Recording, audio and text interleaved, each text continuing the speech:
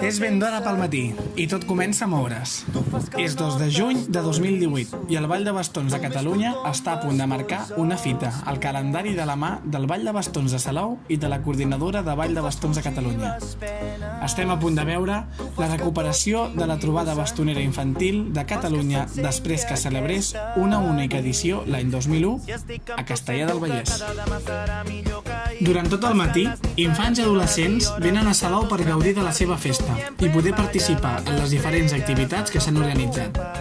Durant tot el matí, als voltants de l'Ajuntament de Salou només s'escolten rialles i es respira felicitat. El matí de jocs i dinàmiques acabava a 1:45 amb una actuació de ball de bastons per part de les escoles i instituts de secundària de Salou, a la plaça de la Pau. Una demostració espectacular de ball de bastons i del creixement exponencial del nombre de participants en aquesta dansa a la vila de Salou. Arriba la tarda i és el moment que els i les dansaires més menudes surtin als carrers i les places i ensenyin al món que el futur del ball de bastons està assegurat.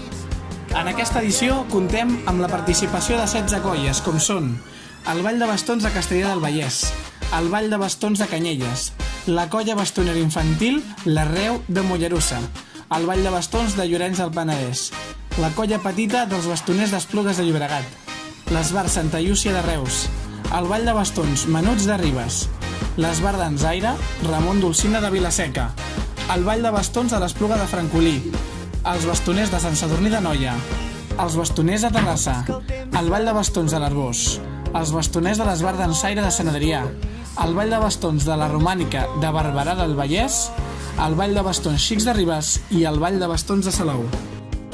A més dels somriures viscuts en aquella jornada, va haver un altre regal del tot inesperat i il·lusionant per a la història de la coordinadora. Just abans de començar l'actuació de les escoles, el president de l'entitat local, en Joan Macías Bonet, va fer l'entrega d'un banderí al president de la federació, el qual, sorprès i emocionat, donà les gràcies a la colla anfitriona per la seva iniciativa i la seva generositat. Així doncs, la coordinadora de Ball de Bastons de Catalunya ja té banderí oficial i tot gràcies a aquest gran esdeveniment i a la implicació del Ball de Bastons de Salou. El 2 de juny de 2018 ja ha passat i l'únic que podem dir és gràcies i mil gràcies més a totes les persones que vareu fer possible aquest esdeveniment. Gràcies a tota l'estructura organitzativa del Ball de Bastons de Salou.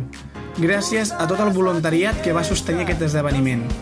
Gràcies a totes les participants vingudes d'arreu de Catalunya.